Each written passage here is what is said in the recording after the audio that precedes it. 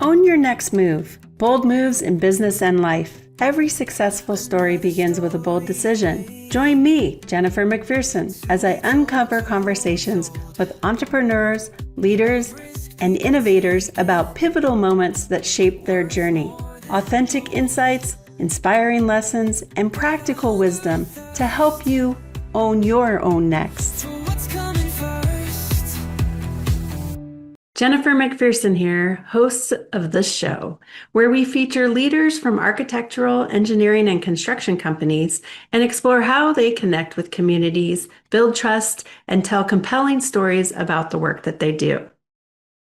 Chickenango helps brands connect with their communities through thoughtful, strategic communications, specializing in public engagement, branding, and messaging for sectors such as transportation, infrastructure, energy, and the government.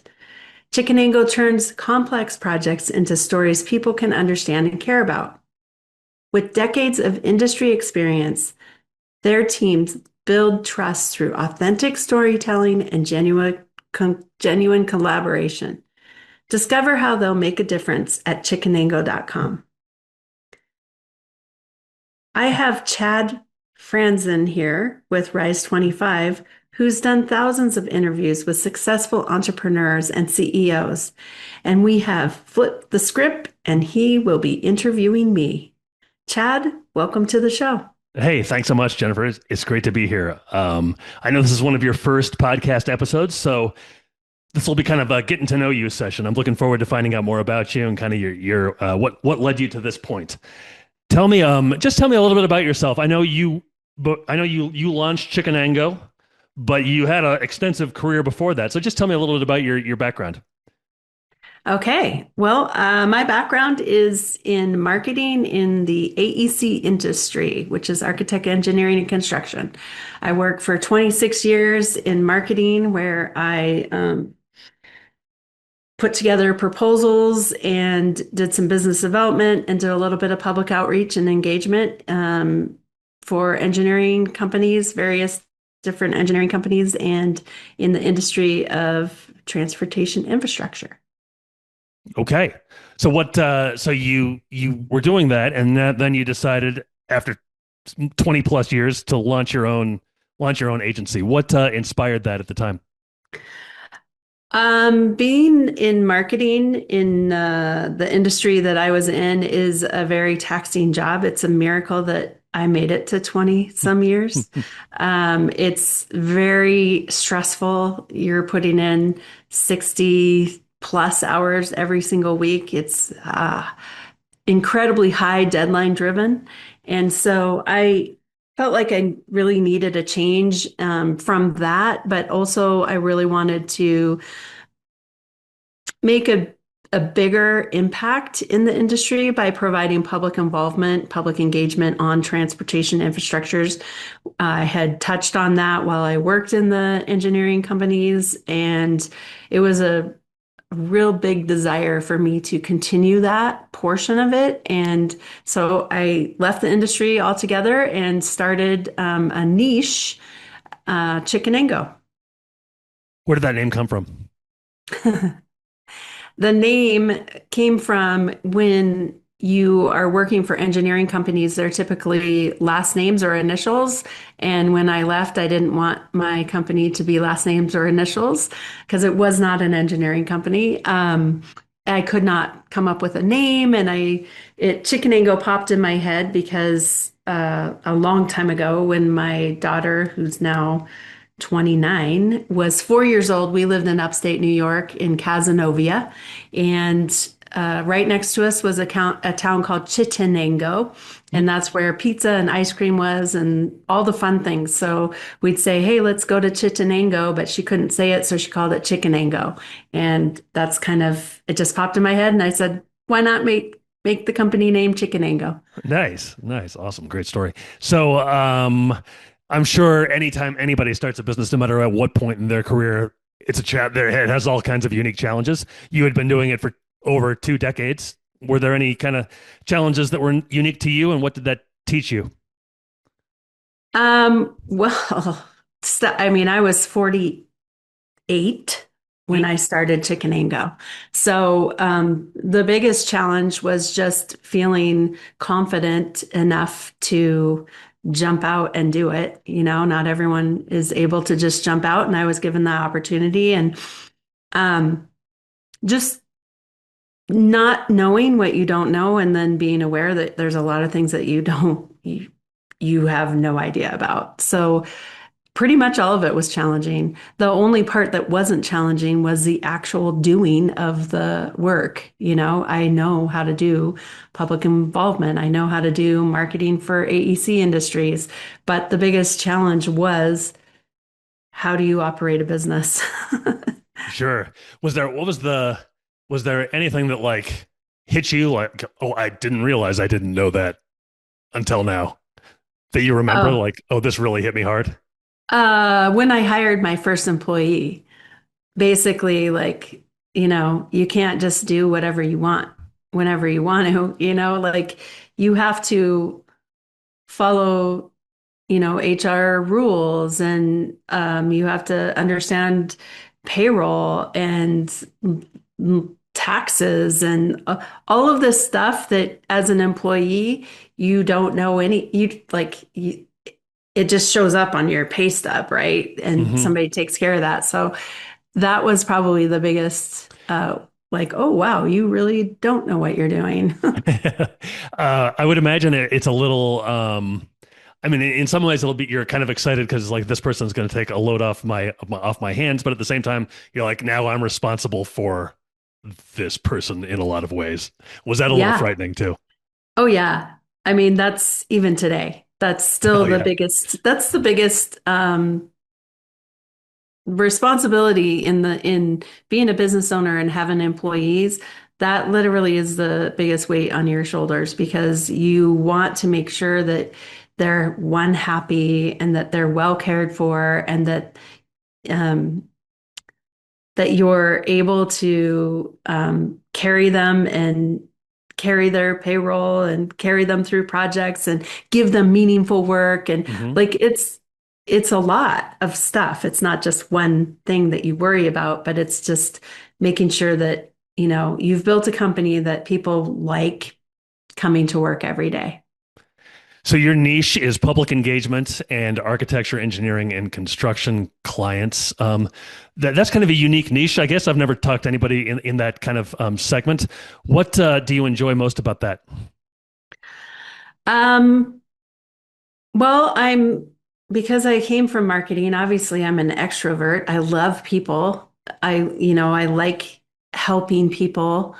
And public engagement, that is all about helping people. So what it really is you have transportation projects. So for example, let's say there's a new roadway that's going to be coming through an area of a town that has no roadway whatsoever, and there's people and there's houses in and around this area, and um, in a lot of ways, this roadway will improve a lot of people's lives, and then in other ways, it might not. And so, public engagement is coming in before a design is designed for this roadway and talking to the people in and around this area so that we can help to understand how they use this area to begin with, how this might impact them, and then taking that information and then coming back and giving that to the engineering group so that they can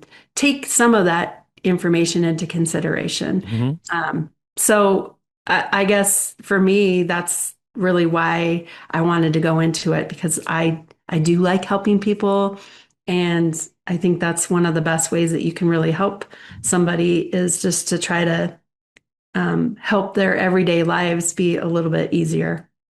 So I would imagine in in a field like engineering or even architecture and construction, there's maybe a lot of technical type jargon, things like that. And you kind of have to translate that into regular human language. How do you kind of approach that process? Yeah, well, I mean, so when I did work for engineering companies and marketing, you had to do that. That was the natural thing that you did in a proposal was you had to take this very technical job that they were going after and kind of break it down into not as many details.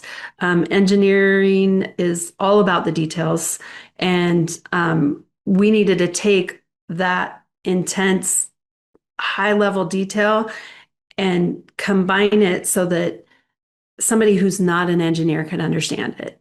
Just break it down so that it's easy to understand and translate. And so I did that for 20 some years, but in these proposals. So it made for a very easy translation because, like I said, we are doing public involvement, public engagement on projects that affect the lives of everyday people, and they're not engineers, and they're trying to understand why would you even do this? Why can't you just, you know, make a roadway around this or do something else, you know? And so just being able to take the very technical engineering speak and then bring it down to a level where it's concise and people can understand it and we can have conversations around it.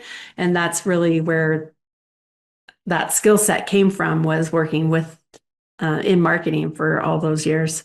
When you first started doing it, was it more challenging for you to learn the technical jargon or to translate the technical jargon? Definitely in the beginning, a long time ago when I first Hmm. started, Hmm. was learning it. It was, Okay. I had no idea what you were talking about. So AI has been kind of a big part of our lives for some people for a long time, and recently probably for a lot more people. I follow people on LinkedIn, and some people are totally against using AI. Other people are like, "Well, I was against it, but now I realize this is a thing." Where do you kind of stand on that when it comes to market using AI for marketing for architecture and engineering and construction? Oh, we embrace it. Hmm. It, it, AI has, I've written articles about AI and things like that. It has changed and will continue to change the way that all of us operate. Um, it's made it's made us incredibly more efficient. Um, we have processes that we've used, that we've created, um, chatbots or whatever you want to call them, in our own internal um, GPTs. And it's just made everything for us streamlined. You know, you have a lot of, you're writing a lot of content constantly. We have like database after database full of content that we've written on all of these projects. On, when on every project we just have pages and pages of content, and just being able to take it all and put it into a database where you can easily access any of that and use your GPT to your advantage is it's mind blowing. Like, I don't, I get why people are resistant to it, but when you dive deep into it and you really understand it, it's not writing everything for you. It's taking your information and helping you to sort through, you know, hundreds and hundreds and hundreds of pages of your information, and then come out on the other side with something that's really workable. So I embrace it fully. Did you immediately embrace it, or did it take you a short amount of time? No, I pretty much immediately, as soon as I jumped in, I'm a researcher. Hmm. I love I'm the person that goes down that rabbit hole. I like to go down the rabbit hole and really understand something. And as soon as, Chat GPT came out and I started looking at it, and then, you know, I, I've worked with E2M before, and they have a big AI component. I was just out at their conference, and like all of those, the more you educate yourself on it, the better you see how it can change your life and your Hmm. company and the people in the world, honestly. Sure. I mean, the amount of time it saves me just on things I can't believe I actually even used to do Yeah. regularly is unbelievable. So, Yeah. what kind of role maybe does community and masterminds play for you while you're as an owner of Chickenango? Oh, huge. It plays a big role because in business, when you start a business, most people don't know how to run. Like I was saying, you don't really understand the ins and outs of actually running a business. You just do the thing that you knew how to do, and then and then you go along, you build, you grow, you have more employees and then more problems, and then you don't understand I needed all these processes that you had no idea that you didn't even know that you needed. And then you feel like you're alone on an island and you have nobody and none of your friends are in business and they all think you're crazy anyways. And you just don't know what you don't know. And so, joining a mastermind or getting more dialed in education on very specific things that you need in your business has been game changing for me in the last 2 years. So a lot of people when they break out, they just I can't wait to be my own boss. I don't have to answer to anybody or whatever. Is being a boss really a lot better than having a boss? Oh, I'm not a very good boss. All my employees will tell you that. I'm not very good at being bossy. Um, I think that's I'm trying to think of the word. I don't think that's a I think that people don't understand when you say I'm never gonna work for somebody, I'm gonna be my own boss and Hmm. I gotta do whatever I want. And the reality is like when you're the business owner, it's like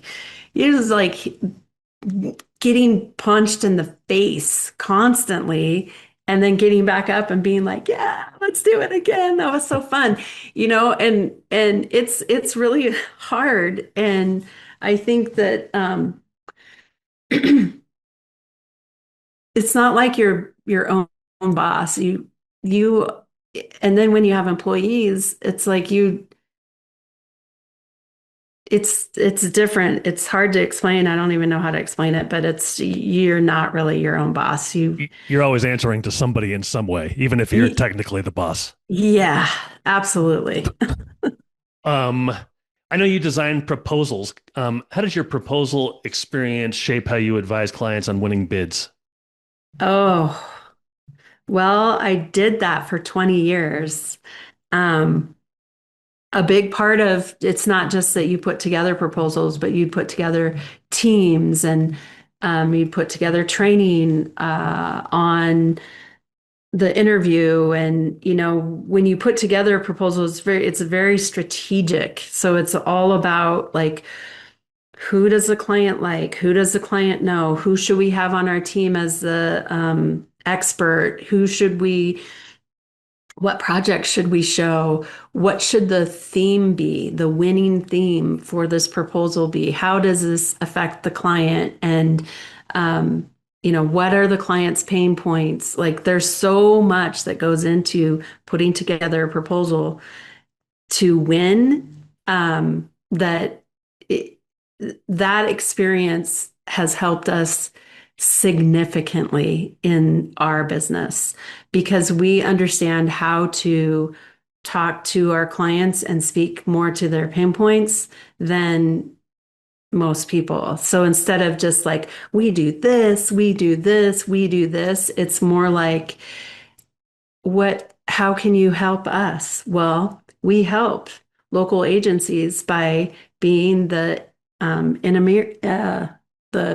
middle between local agency and the project so that they can continue doing the project work that keeps the project moving forward while we act as that conduit between the two and communications. So like just being able to talk the talk and sell yourself in a way that really helps the clients because everyone can say we can do this and we can do that and we can do this. I mean, every company out there can say we're the best at this, this, and this, and this. But how do you know? How do you stand out above everyone else? So that's Mm. helped significantly. You have I saw online that you've hosted an honor flight. What is that? Well, I didn't host an honor flight, so Okay. I volunteered for honor flight a long time ago. So back it up. Mm, I love veterans. Love them, love them, love them. And when my kids were little, they were my youngest kids. I have five kids, mhm, but my youngest two. They must have been like 6 and 8. And we hosted a lemonade stand called Jackson and Maisie's Lemonade Stand. And we, pushed it out on Facebook, and we had a bunch of people come. They were doing a motorcycle ride, and they all stopped at the lemonade stand, and they made about $2,000 for Honor Flight. Wow. And Honor Flight, and then we did it several years. At the end, they ended up making about $40,000 for Honor Flight. But Honor Flight is a paid for it pays veterans to go to Washington, D.C. to see the memorials that were built to honor them. So it was World War II, Vietnam, and Korean veterans. And so we raised money, and then I volunteered as a chaperone on 3 different honor flights. And there's nothing more humbling than being on a big bus driving down I-25 with all of these veterans, and people are standing out there waving flags to honor them. And you're talking about grown, 70 some year old men just in tears, because a lot of times, like from Vietnam, when they came back, they had nobody welcome them. And they could not believe the amount of people that were waving the flag for them. It was so humbling, just unbelievable. Yeah, wow. That's very, very cool. Yeah. So you've done that you kind of help raise funds with that. You have also ridden 1,000 miles on your bike to raise funds. Tell me a little about that, and just kind of tell me how these types of personal values play into your business culture. Well, yeah. I think earlier I said because I'm crazy, and I decided to ride 1,000 miles, 100 miles a day, 10 days in a row to raise money for Honor Flight. And that I think how that applies to business is that is one of the most difficult things I've ever done in my life. But my problem with me is I'm super stubborn, and I will not give up. I do not give up. And I remember just it's so hard. I'd get on my bike, and my husband and my kids. My husband was my, I don't know, the support, right?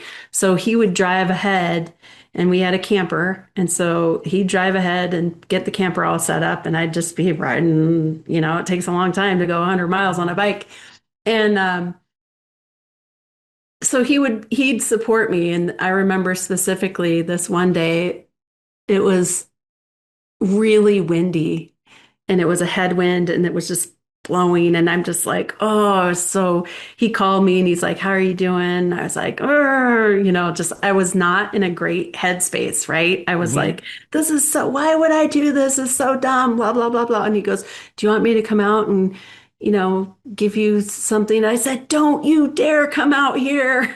Because I knew, like, if he came out there, I might have given up, Mm. and I was not going to give up. And there's like no way I was going to give up. And so I think for me, it's the same thing with business.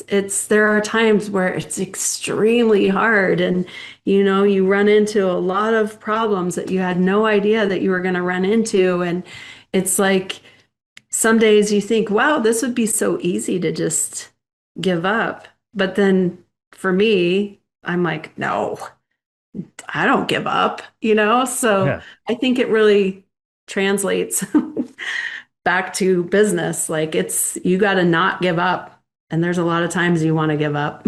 Sure. Yeah. Good. That's good advice there. What? So this is, as I mentioned, this is one of your first podcast episodes. What are you most excited about, kind of regarding this podcast? I'm being the host of it. I'm I love entrepreneurs. I love them with all of my heart and soul because it takes a lot of guts to step out and just do something because a lot of times there's a lot of chatter with your friends and your family saying, why would you, like, I don't know, that's not a good idea. Why would you do that? Or, and it takes a lot of courage to just step out and do something. Um, I'm excited to speak with entrepreneurs. Really excited to speak with some of our clients and just get into the mind of what they're thinking about, what kinds of things that are their biggest, things that keep them up at night, I guess, and get more industry insight. I love to hear about like the way that the industry changes and how do our clients use AI, and what Mhm. are they looking at with AI and things like that. So I'm very excited and I'm an extrovert and I love talking to people. So Yeah. Well, I can tell it's going to be great, and I'll look forward to checking out future episodes. Would you consider yourself like, were you like the kind of kid that opened up a lemonade stand when you were 7 and constantly tried to figure out ways to make money? Or did you become an entrepreneur, after working 2 decades in the career that you had, or I some really combination? I really wasn't the kid that did lemonade stands. Hmm. I think just over time I just learned how to um I think inside my own head I was always an entrepreneur and I always dreamed of it, but Hmm. I had zero confidence in myself. And then I got older and decided that I don't care what people think. I'm going to do it anyways. And so I just kind of gain the confidence and it's not just confidence but there's always a right time and a wrong time to Hmm. start a business. I Hmm. like I said, I have 5 kids, so I can't just go out when they're all little and just start a business. But my husband has been like the number one supporter of me and this venture, and he's always saying you'll figure it out. I support you. So it was just the right time to really branch out and start. Okay, awesome. Well, hey, Jennifer, it's been great talking to you today, and I can tell this podcast is going to be very interesting, very valuable, and I'll look forward to checking out future episodes. But thanks for talking to me today. Yeah, thank you. Appreciate it. So long, everybody.